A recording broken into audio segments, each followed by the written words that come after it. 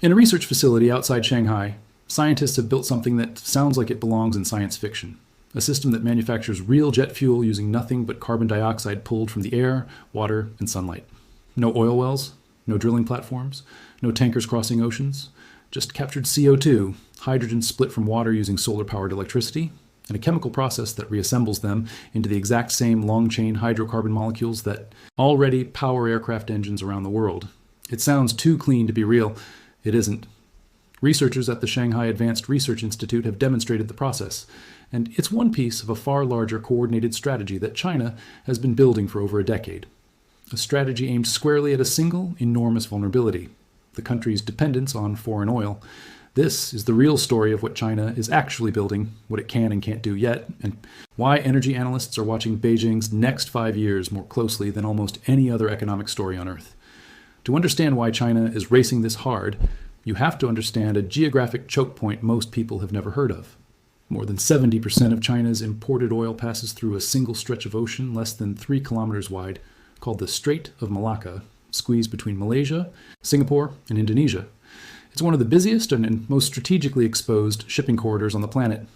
If that passage were ever blocked by conflict, blockade, or accident, the world's second largest economy could face a fuel crisis within weeks.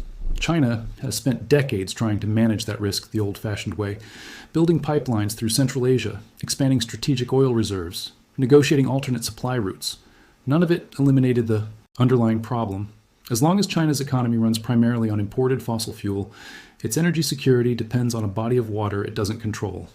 That vulnerability is the real engine behind what's happening now, a shift in strategy from managing dependence on oil to trying to engineer a way out of needing it at all.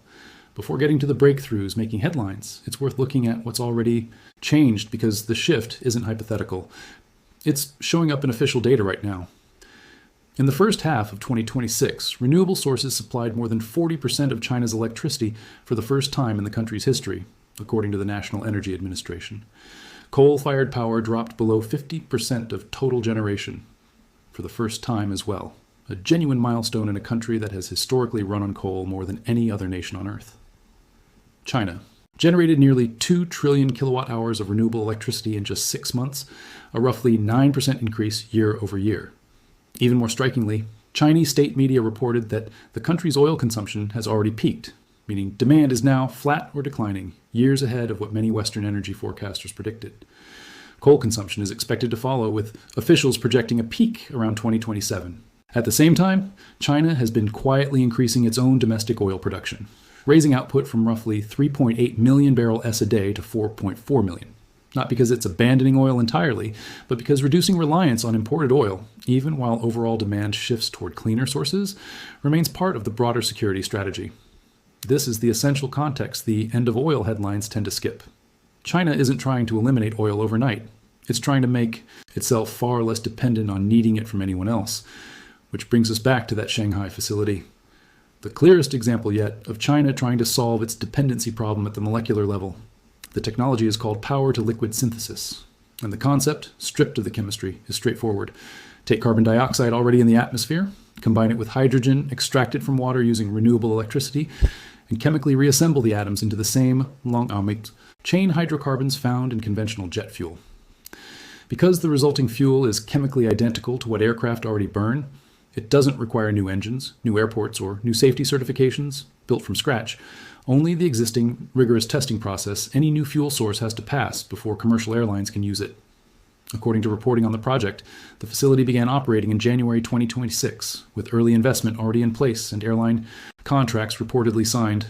That's a genuinely significant milestone, moving synthetic fuel from a laboratory curiosity into something closer to an actual industrial supply chain. But here's the caveat that responsible reporting on this technology has to include, because it's exactly where hype tends to ruin ahead of reality. Producing a barrel of synthetic fuel this way still costs meaningfully more than producing a barrel of oil, and the energy required to split hydrogen from water and drive the synthesis reaction is itself substantial, meaning the process is only genuinely clean if the electricity powering it comes from renewable sources, which is precisely why China has been racing to build out solar and wind capacity at the same time.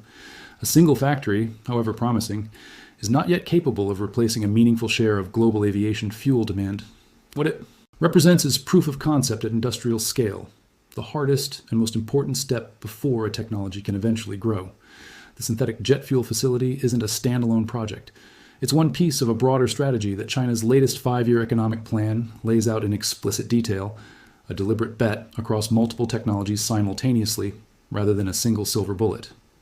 China's 15th 5-year plan, covering 2026 through 2030, calls for the country's coal and oil consumption to peak during this window, for non-fossil energy sources to double over the coming decade, and for wind and solar to together account for more than half of all installed power generation capacity. The PLAN sets specific numerical targets: 160 gigawatts of pumped hydro storage, 300 gigawatts of battery storage, and 50 gigawatts of what planners call virtual power plants, networks of smaller distributed energy resources like home batteries. And alongside the renewable build-out, the plan explicitly names hydrogen fuel and nuclear fusion as priority research areas, two technologies still years away from large-scale commercial deployment, but ones China is positioning itself to lead if and when they mature. State planners have also outlined an ambitious push to integrate artificial intelligence directly into the country's energy infrastructure, with a goal of widespread AI integration across the energy sector by 2027 and a stated ambition of global leadership in that space by 2030, using machine learning to manage grid demand, predict renewable output, and optimize storage in ways human operators alone couldn't match at this scale. Taken individually, none of these technologies guarantees anything. Taken together, they represent one of the most heavily resourced, multi-front energy transitions any single country has ever attempted. It's worth being direct about something that often gets lost in coverage of China's clean energy push. This isn't primarily an environmental story, it's a strategic one. China has become the dominant global manufacturer of solar panels, wind turbines, and batteries, and it has been aggressively exporting that surplus capacity to countries across the developing world. Mexico, Bangladesh, South Africa, and Nigeria among the early buyers, according to industry analysts tracking the trend. That's not simply generosity, it's building global market dependence on Chinese manufactured energy technology, the same way oil exporting nations built decades of geopolitical leverage around global dependence on their exports. Energy analysts describe this dynamic bluntly, as Western nations, the United States in particular, have shown signs of pulling back from clean energy investment and in some cases actively pivoting back toward fossil fuel development. China has continued accelerating in the opposite direction. The scale of that spending, researchers argue, is significant enough to reshape not just how China itself generates power, but how large parts of the world eventually source theirs. Whether or not you find that development reassuring likely depends on where you sit geopolitically. But the strategic logic behind it is not in serious dispute among energy analysts. Controlling the technology that the next century runs on is, in a very real sense, the new version of controlling the oil field. Here's where the honest version of this story has to slow down, because it's exactly the point where online headlines tend to sprint ahead of the actual sourcing. Chinese state media itself has been notably careful about how it frames this transition, which is worth paying attention to, since Beijing has every incentive to present its energy strategy in the most impressive light possible. Xinhua, the state news agency, has run pieces this year explicitly warning against blind expansion of distributed renewable systems without adequate supporting infrastructure. And People's Daily, the Communist Party's own newspaper, stated plainly that oil will continue to play a vital role in China's economy even after demand peaks. That's a strikingly different message than the oil era is ending. It's closer to oil's growth is ending, oil's dominance is shrinking, but oil itself is not disappearing from China's energy mix anytime in the foreseeable future.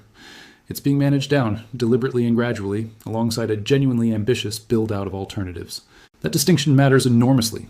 An economy the size of China's does not pivot away from its primary energy source in a handful of years, no matter how impressive any individual laboratory breakthrough looks in isolation.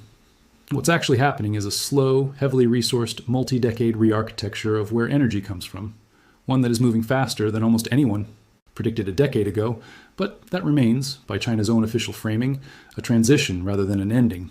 Still, the pace of that transition is what makes this story genuinely consequential, even without exaggeration. A decade ago, few energy forecasters expected China's oil demand to peak this early, or its coal-fired generation to fall below 50% of total output this quickly.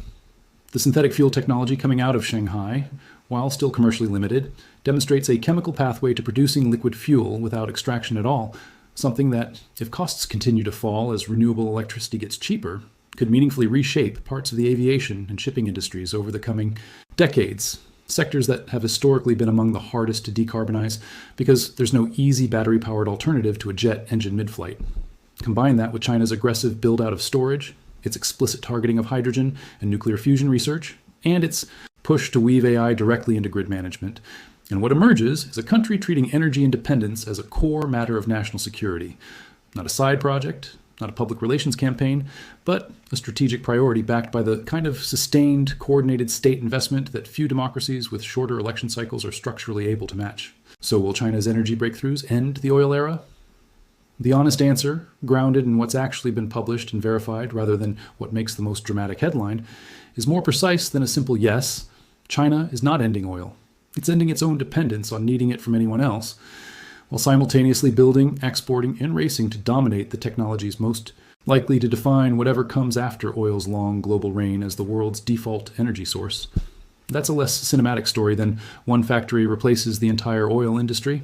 It's also a far more accurate one, and, if the current trajectory holds, arguably just as consequential. Return to where this story started. A 3-kilometer strip of water that has quietly shaped Chinese energy policy for decades, simply because so much of the country's fuel had to pass through it. China isn't going to make that strait irrelevant next year, or even within this decade. But for the first time, the country is building a genuine, multi-front alternative to depending on it completely.